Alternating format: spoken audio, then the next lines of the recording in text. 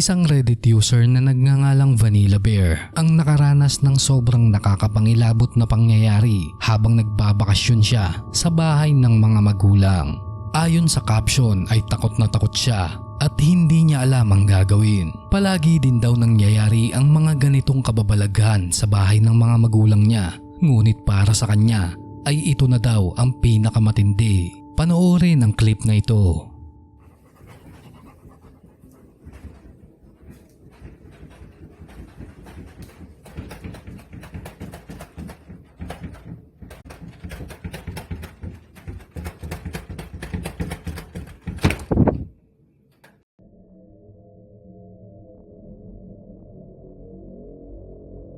Dahan-dahan niyang nilapitan ang pinto ng basement dahil isang tila malakas na puwersa ang nagpapagalaw dito mula sa loob. Ngunit nang buksan niya ang pinto ay wala namang ibang tao maliban sa kanya. Kahit ang alagang aso ay tila ba may kakaiba ding nararamdaman dahil tila umiiwas ito sa pinto. Dahil sa hindi may paliwanag na nangyari ay hati ang opinyon ng mga nakapanood ng video. May mga nakapagsabi na baka dahil lang ito sa malakas na hanging nagmumula sa labas, ngunit sa paglilinaw ni Vanilla Bear ay walang kahangin-hangin sa labas ng mga oras na yun. Dagdag pa niya na dati na itong nangyayari, ngunit mas matindi lang talaga ngayon. Ayon naman sa ibang nag-comment ay baka daw mga multo ito na natrap sa basement na gustong makawala. Ano sa palagay mo? Let me know sa comment section.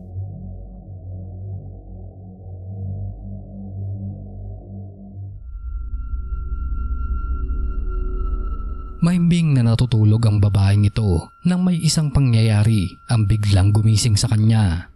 Si Kathy Gollinger ay nakararanas ng mga kakatuwang pangyayari sa kanyang bahay, kaya napagpasyahan niya na magkabit ng CCTV sa pagnanais na mahahagip ito ng video. Ngunit lingid sa kaalaman niya na ito pa pala ang magiging dahilan upang lalo siyang makaramdam ng takot. Dahil ang nakuhanan ng kamera sa kwarto niya ay talaga namang hindi niya makakalimutan. Panooring maigi ang video na ito at pansining mabuti ang closet.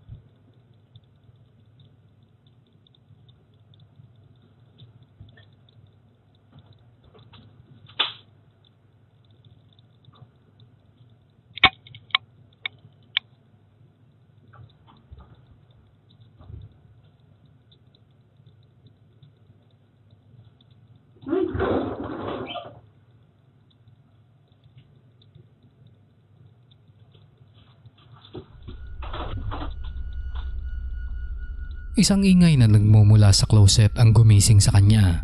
Sinubukan pa niya itong i-check, ngunit nang wala siyang nakitang kahit na sino ay dali-dali siyang lumabas ng kwarto dahil sa sobrang takot. Siguradong kahit sino ay kikilabutan, lalo na kung aktwal niyang makikita ang kababalaghan na ito. Hanggang ngayon ay palaisipan pa rin sa kanya ang misteryosong pagkahulog ng bola.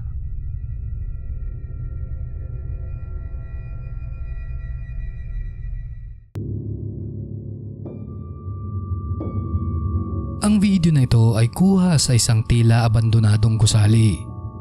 Walang gaanong impormasyon tungkol sa video na ito, ngunit sobrang creepy ang nahagip ng kamera. Panoorin ang clip na ito. Niño, algún espíritu o alma demonio que se encuentra en este lugar, manifiéstate.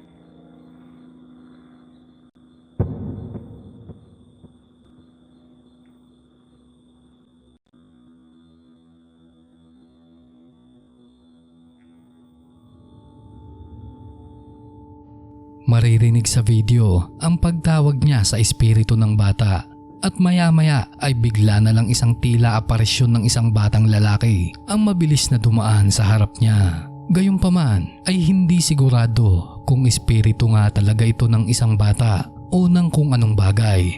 Ngunit kung ano man ang nilalang na ito ay sana ay huwag mo siyang makasabay sa loob ng CR.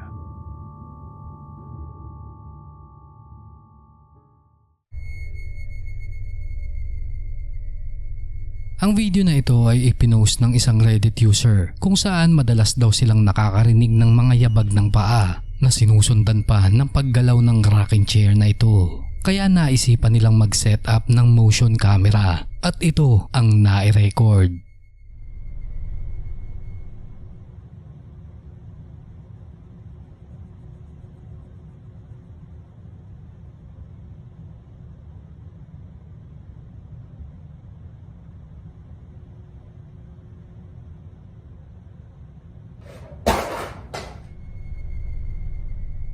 Ngayon, kung hindi tumigil sa paggalaw ang rocking chair, ay iisipin kong peke ang video na ito dahil maaaring tali lang ang nagpapagalaw dito. Gayunpaman, ang isang bagay na mahirap ipaliwanag ay kung paanong biglang tumigil sa paggalaw ang upuan na tila ba biglang tumayo ang kumokontrol dito. Maaaring multo nga ang nakuhanan sa video, ngunit kayo pa rin ang bahalang humusga.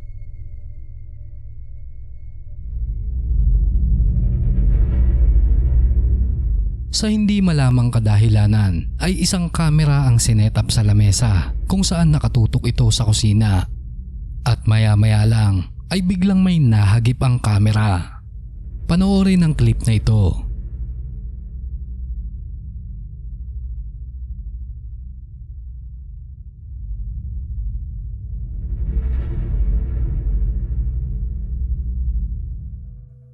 Isang anino ang mabilis na dumaan sa harap ng kamera. Maaaring ang mga kababalaghang nararanasan sa bahay ang dahilan kung bakit sila naglagay ng kamera sa lamesa. Gayunpaman, ito ay espekulasyon lamang at kayo pa rin ang bahalang humusga.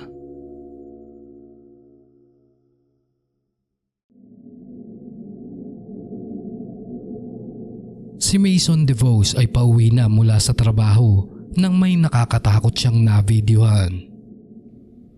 Misty as fuck out. And what the fuck? It's been moving back and forth and shit. Just looking at me. Sa unang tingin ay mukha lang itong normal na tao. Ngunit kung pagmamasdang mabuti ay sobrang tangkad nito na maaaninag pa rin kahit sa malayo. Ang higit pang nakakapangilabot ay nasa liblib siyang lugar at malayo sa kabihasnan. Ikaw, anong gagawin mo kung malagay ka sa ganitong sitwasyon? Tatakbo ka ba o lalapit?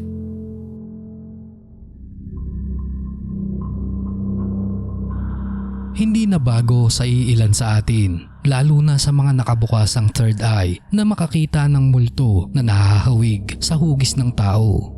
At para naman sa iilan, ang salitang multo ay naririnig lang nila sa mga kwento. Ngunit ang susunod na video ay maaaring patunay na ang isang multo ay tila kayang mag-anyo bilang tunay na tao.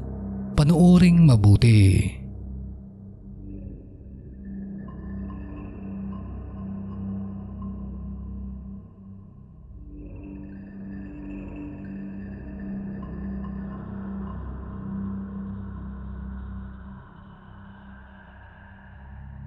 Ang user na si Kamiyada Orange ay mag-isang nagtitiktok sa kanyang kwarto nang bigla na lang isang aparisyon ng tila babae ang makikita sa background. Maaaring ang entity na ito ay gusto talagang magpakita sa pamamagitan ng kamera dahil alam naman natin na ang kamera ay may kakayahang mag-capture ng mga bagay na hindi nakikita ng pangkaraniwang mga mata. Gayunpaman, lahat ng ito ay isa lamang teorya, ngunit interesado akong malaman kung anong opinion mo tungkol dito. Comment down below.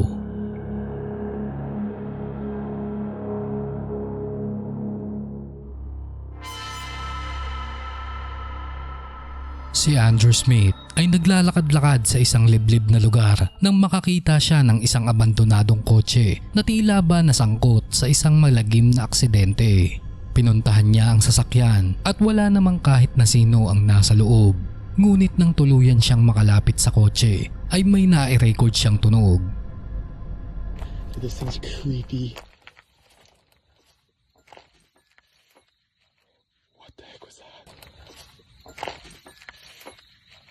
What the heck was that? Ngunit ang higit pang nakakatakot ay ito. Hello? Is anyone there? Oh, shoot. Magpasa hanggang ngayon ay nananatiling palaisipan kay Andrew ang pinagmulan ng tunog. Multo kaya ito ng may-ari ng kotse o gawa-gawa niya lang ang lahat? As always, let me know what you think sa comment section.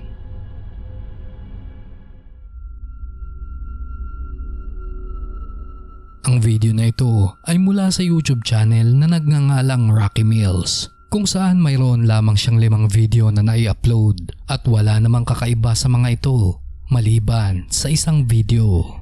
Ayon kay Rocky ay nire-renovate niya ang isang bahay na naitayo pa taong 1900s. Isang araw naisip niyang libutin ang buong bahay dahil sa paghihinalang mayroong ibang taong nakatira doon, kaya agad niyang binidyohan ang paligid at nagsimulang maglibot upang mahuli kung sino mang nagtatago sa bahay. Sinilip niya ang bawat kwarto, ngunit wala siyang nakita hanggang sa makarating siya sa basement kung saan isang nakakapangilabot na tagpo ang nai-record ng kamera. Doing this cabinet crown, and I think there's a squatter in this house. I think it's in here. Hello? Hello?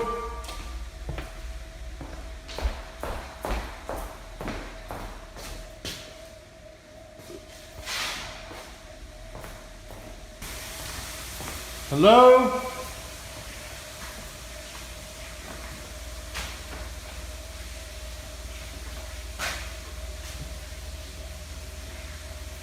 The heck is that? Hello?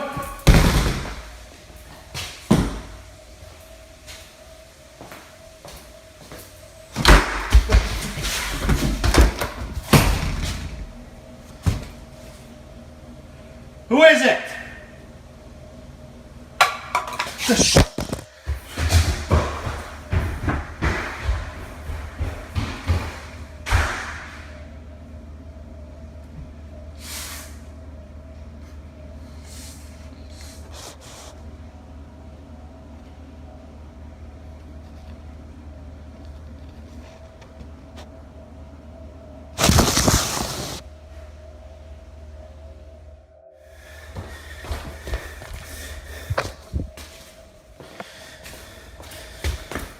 Mahirap isiping gawa-gawa lamang ang pangyayari na ito dahil sa lahat ng video na nai-upload niya ay ito lang ang nag-iisang paranormal at maaaring video ito ng isang poltergeist activity mula sa basement.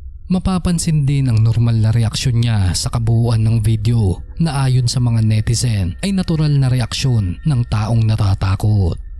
Gayunpaman ay hahayaan ko na kayo na ang humusga kung totoo ba ito o gawa-gawa lang.